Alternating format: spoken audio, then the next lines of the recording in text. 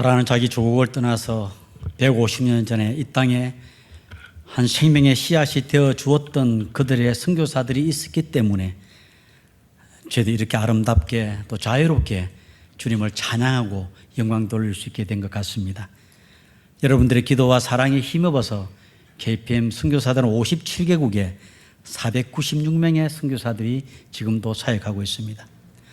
특별히 이번 주일에는 우리 대한교회에서 또 당회에서 허락해 주셔서 우리 선교사들을 초청하고 또 이렇게 함께 선교 축제의 예배를 드리게 되게 해주셔서 하나님께 영광을 돌리며 감사드리며 특별히 대한교회에 진심으로 감사 인사드립니다. 오늘 저희들이 읽었던 마가복음 2장 1절에서 12절 말씀을 여러분 다 잘 아는 내용인데 선교적인 관점으로 한번 말씀을 나누어 보려고 합니다. 우리가 생각할 때 선교가 뭔가 그랬을 때 한국 성경에는 중국에서 말을 빌려왔기 때문에 베풀 선자와 가르칠 교자를 사용하고 있습니다. 그것은 하나님께서 베푸르신 그 사랑을 나누고 베풀고 또 하나님의 그 복음을 다른 사람들에게 가르치는 것이라고 이야기하고 있거든요. 그래서 그것은 선교의 내용을 이야기하는 겁니다. 선교사가 뭘 할 거냐 했을 때 그런 것이고요. 성경에서 말하는 선교는 뭘 이야기하냐면은 가라는 것입니다. 그러므로 너희는 가서 모든 족속으로 제자를 삼으라고 하는 것처럼 또 오직 너희가 성령이 임하면 너희가 권능을 받고 예루살렘과 온 유다와 사마리아 땅끝까지 이르러 내 증인이 되라라고 말씀해 주셨습니다. 그래서 선교는 가는 것입니다. 왜 그럼 우리가 생각해 볼 수 있잖아요. 왜 가야 하느냐 하는 겁니다. 오늘 저희들이 읽었던 마가복음 2장 1절에 12절 말씀해 보면 한 중풍병자가 있습니다. 이 중풍병자에게 네 사람이 가서 그 중풍병자를 예수님에 데려왔던 그 이야기입니다. 이 중풍병자는 스스로 걸어서 예수님 앞에 올 수 없는 자이기 때문에 누군가가 가서 그를 데려와야 하는 것입니다. 그래서 선교는 가는 것이라는 겁니다. 여러분, 우리 주위에 수많은 사람들이 그냥 육신의 장애뿐만 아니라 정신적으로 영적으로 죽어 있는 사람들이 많이 있습니다. 제가 아까 광고 시간에 보니까 우리 대한교회가 3월 마지막 주간에 이후 초청잔치를 하는 걸로 되어 있더라고요. 그들은 육신으로 살아가고 있는지 모르지만 영적으로 죽어 있는 예수 그리스도를 알지 못하고 있다면 믿지 못하고 영접하지 못했다면 영적으로 있는 죽은 자들이기 때문에 그들의 구원을 위하여 우리는 가서 데려오는 것입니다. 그것뿐만 아니라 하나님께서는 놀랍도록 마지막 시대에 대한민국을 축복해 주셔서 외국에 있는 수많은 사람들을 한국 땅으로 불러오고 있습니다. 그 이주민 사람들이 현재는 300만 명, 조금 있으면 500만 명 이상 되는 이주민들이 몰려올 것입니다. 그 이주민들은 자기들이 고향을 떠나서 오는데 자기들의 그 고향에 있었을 때는 복음을 전혀 들어보지 못하는 환경에 지났던 사람들입니다. 그러나 하나님께서 마지막 시대에 그들을 한국 땅에 불러서 여러분들을 통해서 복음을 듣게 하기 위한 놀라운 계획을 가지고 계십니다. 그래서 우리 문 앞에 찾아온 이주민에 대해서 우리는 굉장히 많은 관심을 가져야 할 것입니다. 또 하나 가야 합니다. 그것은 다른 문화권으로 넘어가는 겁니다. 제가 사역했던 인도네시아는 약 한 2억 8천만 명이 살고 세계에서 제일 많은 무슬림들이 사는 나라입니다. 그리고 약 700종족이 있고 언어가 586가지 언어를 사용합니다. 그 중에 100여 종족은 아직까지도 미전도 종족으로 남아 있습니다. 그 말은 아직 그 종족은 영적으로 죽어 있는 자들이기 때문에 누군가가 가서 그들에게 복음을 전해야지만이 그들이 구원받을 수 있다는 겁니다. 전 세계에 약 2만 4천여 종족으로 보고 있는데 그 중에 6천 종족은 아직도 복음을 들어야 할 종족입니다. 마태복음 24장 14절에 예수님께서 그렇게 말씀하지 않았습니까? 이 천국 복음이 모든 민족에게 증거된 이후에 주님께서 오시겠다고 말씀하셨습니다. 아직까지 주님께서 재림하지 않고 있다는 것은 아직도 주의 복음을 들어보지 못하고 영적 병에 영적 죽음 상태에 있는 종족들이 있기 때문에 그런 것입니다. 그래서 선교사들은 가는 것입니다. 선교사들은 고향을 떠나고 집을 떠나서 그 주님의 부르시는 그 다른 나라에서 다른 문화권에 가서 내가 만난 예수 그리스도를 증거하는 겁니다. 그래서 선교는 가는 것입니다. 그럼 우리가 생각해 볼 수 있는 게 있습니다. 누가 가야 하는 겁니까? 선교는 누가 가야 합니까? 저는 그렇게 믿습니다. 예수님을 만난 사람이 갈 수 있다는 겁니다. 오늘 마가복음 2장 1절 말씀에 이런 말씀이 있습니다. 수일 후에 예수께서 다시 가버나움에 들어가셨다 했습니다. 이미 지금 예수님께서 가버나움에 다시 가셨을 때 중풍병자가 있었고, 여기 한 4명이 예수님이 어디에 왔다는 소리를 듣고 중풍병자에게 뛰어가는 겁니다. 만약에 이 4명이 예수님과의 처음의 만남이었다면 가버나움에서 이 2장 1절이 아마 그들도 예수님이 누군가 하고 호기심을 가지고 보고 싶었을 것이고, 또한 예수님이 무엇을 가르치는가 해서 또 듣고 싶었을 것입니다. 그런데 여러분 가만 보면 예수님께서 가버나움에 왔다는 소리를 듣고 바로 친구 중풍병자에게 뛰어간 모습을 보게 됩니다. 그럼 우리가 유추해 볼 수 있잖아요. 이 4명은 그 전에 예수님을 만난 경험이 있다 없다? 여러분 어떻게 생각하십니까? 있다죠. 왜냐하니까 2장 1절에 이런 말씀이잖아요. 수일 후에 예수께서 다시 가버나움에 들어갔다 그랬어요. 다시 갔다는 것은 그 전에 가본 적이 있다는 것이죠. 그래서 1장 21절에 이런 말씀이 있습니다. 그들이 가버나움에 들어가니라 예수께서 곧 안식일에 회당에 들어가 가르치시매, 그들은 예수님과 제자들입니다. 처음 거기 가버나움에 가셨을 때 예수님이 하신 일은 안식일날 회당에 들어가셨습니다. 그러게 유대인들이 우리가 지금 예배 드리는 것처럼 안식일이 되면 남자들은 다 회당에 모여서 율법을 듣게 되어 있습니다. 배웁니다. 그 당시 율법을 가르치는 사람은 서기관들이나 율법 학자들의 일입니다. 그런데 그날은 좀 특이했습니다. 저 뒤쪽에서 어떤 한 젊은 사람이 걸어오는데 보니까, 아니 저 나사렛 완전 촌놈이거든요. 그리고 목수였어요. 아니 저 나사렛이라고 하는 시골에서 또 목수 일을 하는 젊은 청년이 앞으로 뚜벅뚜벅 걸어 나오더니만 두루마리를 펴고 말씀을 선포합니다. 아마 거기 있는 사람들이 깜짝 놀랐어요. 첫 번째는 저 목수가 어떻게 가르칠 수 있을까 하는 것이었고, 또 하나는 그의 가르치는 내용에 깜짝 놀랐습니다. 일반적으로 서기관들이나 율법학자가 가르쳤을 때는 영적인 권위가 없었는데, 이 나사렛 예수가 가르치는 그 말씀에는 영적인 권위가 나타났습니다. 그래서 1장 22절에 이렇게 말씀하고 있습니다. 무사람이 그의 교훈에 놀라니 이는 그가 가르치는 것이 권위 있는 자와 같고 서기관들과 같지 아니함이로라. 그의 말씀에 영적인 권위가 나타났는데, 그런데 이 권위가 나타나는 것이 어떻게 증명이 되냐는 겁니다. 그렇게 많은 사람들이 모여서 율법을 말씀을 듣고 있는데 갑자기 저 뒤에서 한 사람이 꽈음을 지릅니다. 나사렛 예수여, 우리가 당신과 무슨 상관이 있냐고, 우리를 멸하러 왔느냐고.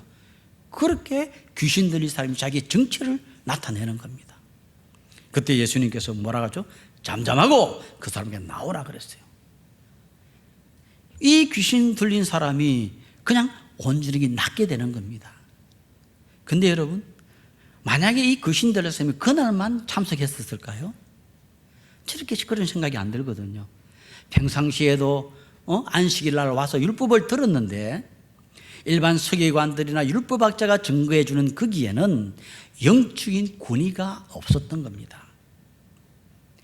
비록 나사렛 시골에서 왔고 목수가 와서 말씀을 증거하는데 그분은 하나님의 아들이시기 때문에 그의 증거하는 것에는 영적인 권위가 나타났었어요.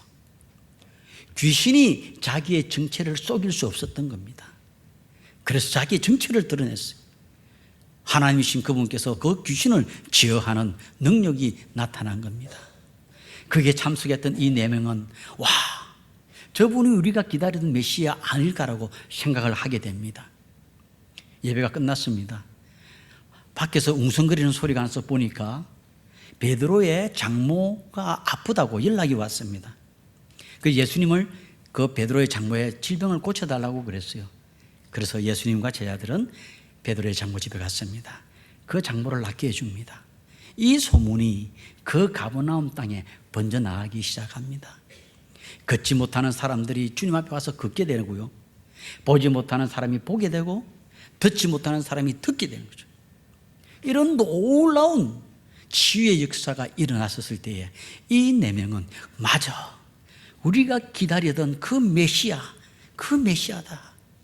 이사야 선지자가 예언했던 것처럼 그가 오면은 복음을 선포하고 듣지 못하는 자가 듣게 될 것이고 보지 못하는 자가 보게 될 것이라고 했기 때문에 저분이 정말 우리가 기다리는 메시아라고 하는 확신을 가지게 되는 겁니다.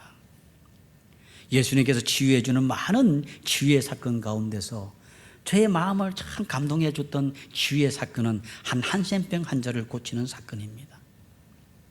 한센병이 여러분 어떤 환자인지 알지 않아요?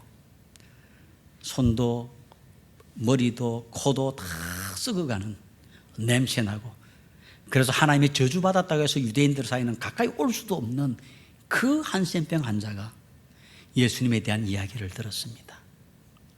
그분을 만나면 자기도 나을 수 있다고 생각한 것 같아요. 그래서 사람들이 막 돌을 던지고 못하게 하더라도 자기는 어떻게든지 예수님을 만나고 싶었습니다. 그래서 예수님 앞에 왔습니다. 예수님, 나를 불쌍히 여겨주세요. 나를 불쌍히 여겨달라고 했습니다. 근데 예수님께서는 그 한센병 환자를 보면서 내가 나을지어다 말을 하는 게 아니었어요. 자, 여러분, 예수님은 하나님이시잖아요. 아멘? 천지 만물을 말씀으로 창조하신 분이십니다. 아멘? 죽은 나사로에게 나사로야 나오너라 그러니까 나사로가 그냥 나왔습니다. 일어서라 그러면 벌떡 일어났습니다. 갈릴리 호수를 지날 때에 폭풍이 일어나가지고 배가 잠길 때쯤 되었을 때 예수님께서 잠잠하라 그러니까 그 폭풍도 잠잠하게 됐어요. 자연계를 다스리시는 하나님, 영계를 다스리는 하나님, 그 하나님께서 이 한센병 환자에게 내가 나을지어다. 그럼 여러분 나을 수 있겠습니까? 없겠습니까? 나을 수 있죠. 그런데 여러분 41절에 이런 말씀이 있습니다. 예수께서 불쌍히 여기사 손을 내밀어 그에게 대시며 이르시되 내가 원하는 깨끗함을 받아라. 예수님께서 그 썩어가는 냄새나는 그 몸에 손을 대었다는 겁니다. 말씀으로도 낫게 할 수 있는 능력이 있으신 그분께서 손을 대주셨어요. 그래서 그 질병이 예수 그리스도가 감당하게 된 겁니다. 지금 사순절을 지나고 있지 않습니까? 그가 찔림은 우리의 허물을 인하며 그가 상함은 우리의 지약을 인하였더라. 그가 징계를 받음으로 우리가 평화를 누리고 그가 채찍에 맞음으로 우리가 나음을 입었도다. 우리는 다 양 같아서 각각 제 길로 갔거늘 우리 무리의 지약을 그에게 담당시키셨도다. 주님께서 모든 문제를 해결해 주시는 메시아인 그분을 이 네 명은 거기에서 만난 겁니다. 그 만난 예수 그리스도가 어느 날 떠나버립니다. 아니, 예수님께서 가버나움에 조금만 더 있으면 내 친구를 데려오겠는데 떠나버렸어요. 저는 그렇게 생각합니다. 아마 이 네 명이 예수님 한 번만 더 가버나움에 와주세요. 당신이 한 번 더 가버나움에 와주시면 내 사랑하는 저 친구 데려와서 예수님 만나서 벌떡 일어나서 갈 수 있도록 한번 해보겠습니다. 주님 한 번만 더 와주세요. 저는 그렇게 기도했다고 생각해요. 그래서 2장 1절에 수일 후에 예수께서 다시 가버나움에 왔다는 겁니다. 사랑하는 성도 여러분, 누가 전도하고 누가 선교할 수 있습니까? 예수님을 만난 사람입니다. 나의 죄를 용서해 주시고 나를 구원시켜 주신 하나님을 만난 사람은 그냥 있을 수 없어요. 그래서 여러분 총동원 전도 주일에 우리는 내가 만난 예수 그리스도를 나누러 가는 겁니다. 여러분 진정 예수 그리스도를 구세주로 만나셨나요? 정말 예수 그리스도 그분께서 여러분들의 죄를 위하여 십자가에 돌아가셨다고 믿으시나요? 그분께서 부활하셔서 성령님을 보내주셔서 내 마음속에 내가 성령의 도움으로 주는 그리스도시요 살아계신 하나님이라고 고백하시나요? 정말 우리가 그 마음이 있다면 우리는 모두 선교사입니다. 우리 모두는 선교사적인 삶을 살아야 하는 것입니다. 그래서 선교는 예수님을 만난 사람이 하는 것입니다. 전도도 마찬가지고요. 그래서 이 네 명이 이 친구를 데리고 오려고 그럽니다. 스스로 올 수 없는 이 중풍병자를 네 명이 들고 오는 것처럼 전 세계의 수많은 종족들이 6천여 종족들이 영적으로 죽어 있는 그들 스스로 올 수 없기 때문에 네 명이 들고 오는 것처럼 이 네 팀이 굉장히 중요한 겁니다. 그래서 멀리 가는 선교사가 있어야 됩니다. 또 하나는 선교사를 보내놓고 기도하고 후원하는 교회가 있는 겁니다. 그래 가든지 보내든지 가는 것은 선교사면 보내는 우리 교회가 있는 겁니다. 또 하나는 선교사를 발굴하고 훈련시키고 내보내고 관리하는 선교본부, 우리 KPN 같은 본부가 필요한 겁니다. 또 하나는요, 우리 선교사들이 가서 현장에서 전도해서 예수 믿게 만든 그 현지인들, 현지 교회, 현지 지도자들과 함께, 그래서 이 네 명이 하나가 되는 것처럼 선교도 선교사가 있어야 되고요, 선교사를 위하여 보내고 기도하고 물질로 돕는 교회가 있어야 되고요, 선교사를 관리하는 본부가 있어야 되고, 함께 동력할 현지 교회가 이렇게 하나가 되어서 함께 동력해서 영적으로 죽어있는 자들을 데려오는 겁니다.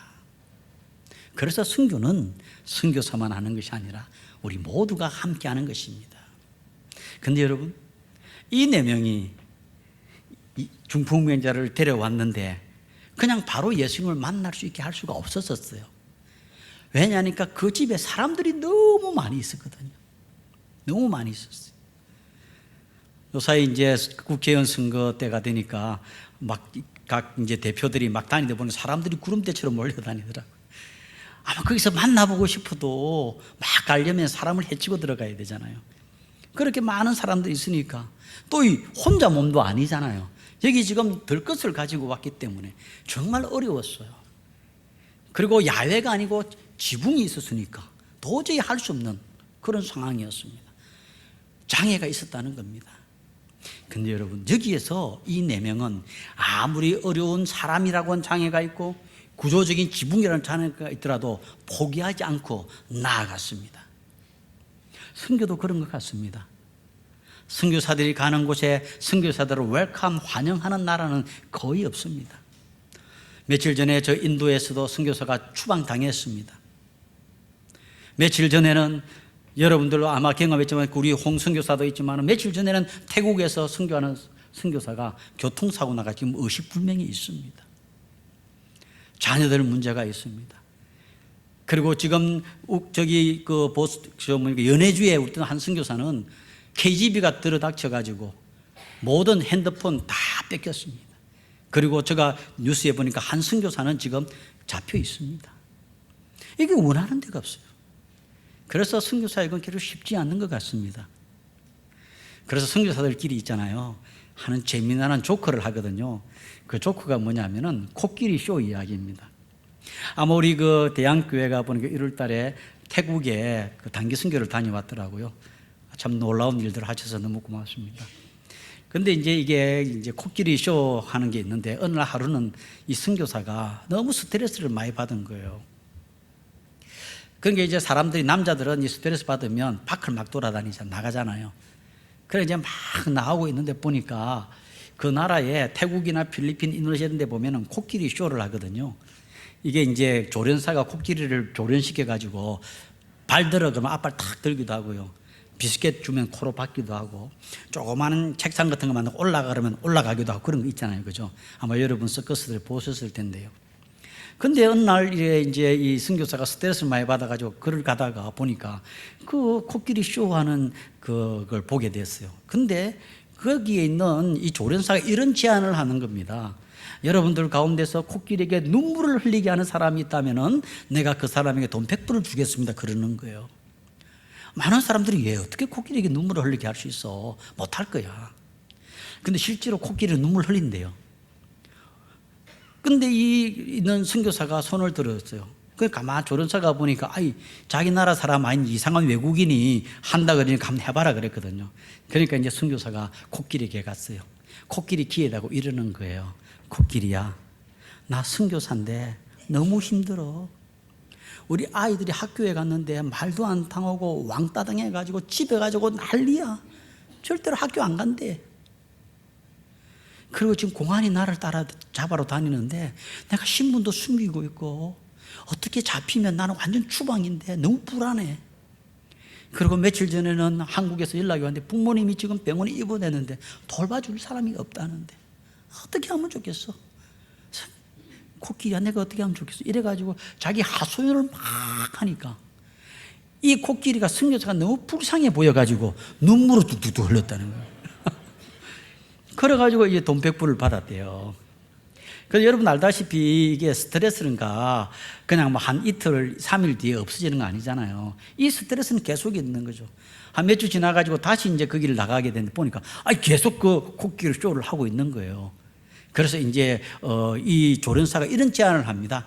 그래, 전에는 눈물 흘리게 해가지고 돈 100불 받아간 사람이 있는지 몰라도 이건 못할 거야 그러면서 이런 제안을 하는 겁니다. 누구든지 코끼리에게 고개를 앞뒤로 흔들게 만들고 좌우로 흔들게 만드는 그 사람에게 돈 100불을 주겠습니다. 거기 있는 사람들이, 궁계공들이 야, 저거는 조련사밖에 할 수 없어, 우리는 못해, 그러고 있을 때 손을 한 사람이 들었습니다. 가만히 보니까 전에 돈 100불 받아간 그 놈이거든요. 야, 그래, 눈물을 흘리게 할지는 몰라도 이건 못할 거야, 해봐, 이랬어요. 그러니까 이 선교사가 앞으로 갑니다. 한번 여러분 선교사 한번 대보세요. 죄송하지만 귀에다가 대고 그러는 거예요. 경상도 버전으로. 니 내 알제? 어떻게 하실 거예요? 다 안다 그래. 니도 선교사 시켜줄까? 선교사 할래? 그런 게 절대로 안 한다 그래. 그러니 또 돈 100불 받았다는 이야기예요. 그냥 선교사들이 웃으려고 하는 이야기입니다. 근데 여러분, 아무리 우리 선교 현장이 전쟁이 있고 핍박이 있고 테러가 있고 아이들의 문제가 있더라도 우리는 포기할 수 없는 겁니다. 왜냐하면 그 영적으로 죽어있는 그 사람이, 그 종족이 예수님을 알지 못하면, 만나지 못하면 영원히 구원을 받지 못하고 지옥에 밖에 갈 수 없는 자들이기 때문에 이 4명이 이 예수님을 만나고 아무리 도전이 있어도 지붕을 뚫고 내리는 것처럼 우리는 포기할 수 없는 겁니다. 홍선교사도 현장에서 돌아가신 것처럼 KPM 선교사 작년에 2명의 선교사가 소천했습니다. 지금 쫓겨나가지고 돌아다니는 사람들이 있습니다. 그런 가운데 포기할 수 없는 것은 어떤 비결이 이 4명이 그 포기하지 않고 지붕을 뜯을 수 있었을까? 선교도 마찬가지입니다. 저는 생각할 때 이 4명이 그런 많은 장애에 있더라도 포기하지 않고 지붕을 뜯을 수 있던 것은 첫 번째는 믿음이었던 것 같습니다. 그래서 2장 5절에 예수님께서 이렇게 말씀하십니다. 예수께서 그들의 믿음을 보시고 중풍병자에게 이르시되 작은 자여 내 자성을 받았다. 어떤 믿음이겠습니까? 어떤 장애가 있고 어려움이 있더라도 예수님을 만나기만 하면 구원받을 수 있다는 것이죠. 죄 용서함을 받고 이 질병에서 나음을 받을 수 있다고 하는 그 믿음인 겁니다. 하나님은 하실 수 있다. 선교도 마찬가지입니다. 우리가 복음을 전하고 그 사람들을 만나게 해줄 때에 예수님만 만나면 죄 용서함을 받고 어떤 문제라도 해결해 줄 수 있는 분이시라고 하는 그 믿음이 결국은 그것을 해낼 수 있다고 믿습니다. 또 하나는 이웃에 대한 사랑입니다. 그냥 내버려 두면 영원히 걸을 수도 없고 죄 용서함 받을 수 없는 불쌍한 영혼이기 때문에 그 사랑 때문에 하는 것이죠. 그래서 포기할 수 없는 그 비결은 하나님에 대한 믿음과 이웃에 대한 사랑이라고 믿습니다. 사랑하는 성도 여러분, 그럼 오늘날 우리들에게 있어서 믿음과 사랑은 무엇으로 표현될 수 있겠습니까? 저는 믿음은, 하나님에 대한 믿음은 기도로서 표현된다고 봅니다. 여러분들이 어떤 어려움이 있고 경제적인 문제나 자녀의 문제나 어려움이 있을 때에 예수님을 믿기 때문에 예수님 그분은 능력이 있으신 분이기 때문에 믿기 때문에 그렇게 기도하는 거잖아요. 맡기는 거잖아요. 아멘. 선교 현장도 그런 겁니다. 코로나 시대에 정말 어려웠습니다. 특별히 저 미얀마는 더 힘들었어요. 코로나뿐만 아니라 군부 쿠데타가 일어나가지고 그중에 우리 KPM 선교사 한 가정이 있었는데 여기는 에어 앰뷸런스를 띄우지 않으면은 생명을 살릴 수 없는 위기 상황이 됐습니다. 그래서 후원교회와 우리가 본부가 잃어버리기에는 너무 아까운 우리 선교사 그대로 둘 수 없다. 그래서 에어 앰뷸런스를 띄우기로 했습니다. 여러분 에어 앰뷸런스 한번 띄우면요 1억 5천에서 2억의 돈이 나갑니다. 그래도 저 선교사를 그냥 둘 수 없었던 거예요. 그래서 본부하고 후원교회 협력해가지고 띄우기로 하고 연락을 했습니다. 우리 언제 에어 앰뷸런스를 띄울 테니까 준비하고 있으라고. 그 선교사가 이야기를 합니다. 아닙니다. 우리의 생명을 위해서 교인들의 귀한 헌금 1억 5천에 2억이 없어지는 걸 원치 않습니다. 다만 우리를 위하여 기도해 주십시오. 여러분들이 기도해 주시면 우리는 이길 수 있습니다. 그렇게 이야기를 하는 거예요. 그래서 선교부하고 후원교회는 그들의 요청을 받기로 했습니다. 그래, 하나님 믿고 기도하자.